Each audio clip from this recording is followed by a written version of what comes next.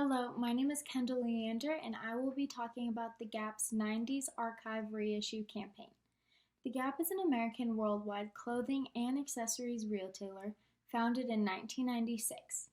However, come early 2000s, the original Gap brand began to lose a lot of its popularity among the 30 and older consumers group. Gap was really struggling to reach its older audience. In an effort to boost their clothing sales line, Gap decided to fall back to the 1990s, and therefore the 90s Archive Reissue campaign was launched.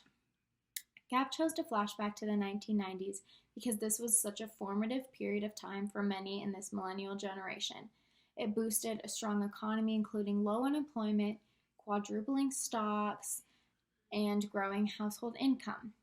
Technology was also beginning to take control during this time, producing a host of popular TV shows, movies, and literature.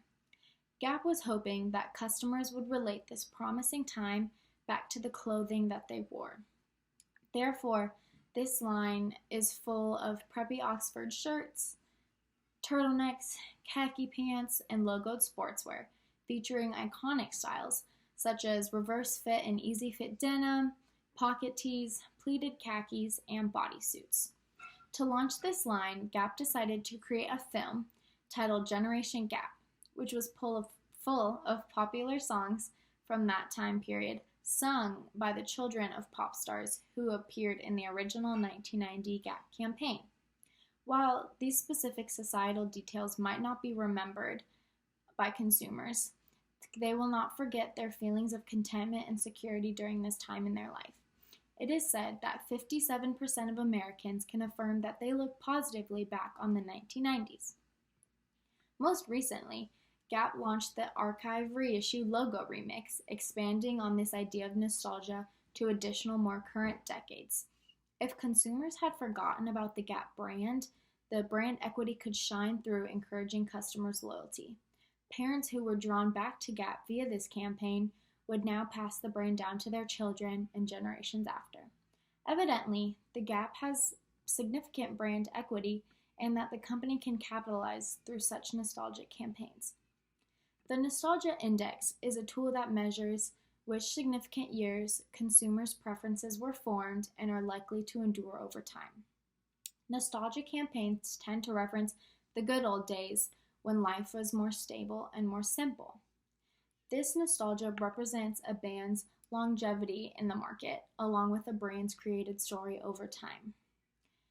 Therefore, this type of campaign motivates consumers to revisit their past, often looking through rose-colored glasses.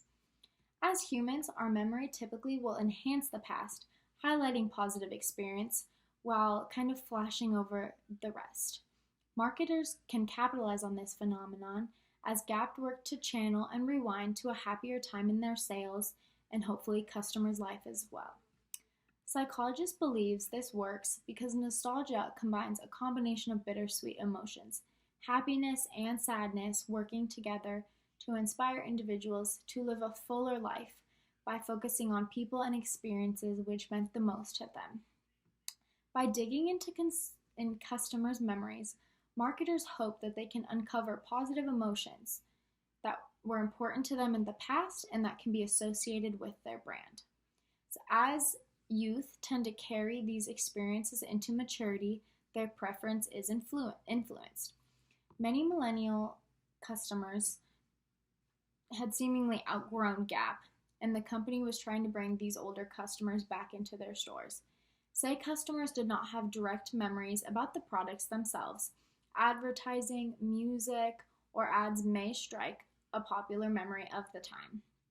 Creating this throwback narrative of the products may help consumers develop a more detailed mental representation of the products, making these little connections easier. By advertising a limited edition offer, customers are likely to not want to miss out. A newer advertising platform, social media, allows users to self-create their identity through the images and posts we push to our audience. Nowadays, nostalgia is viewed to be unique. Creating your viral cool image on Instagram is centered around positive reinforcement, meaning the way an environment provides a reward or benefit strengthens the desire to continue such behavior.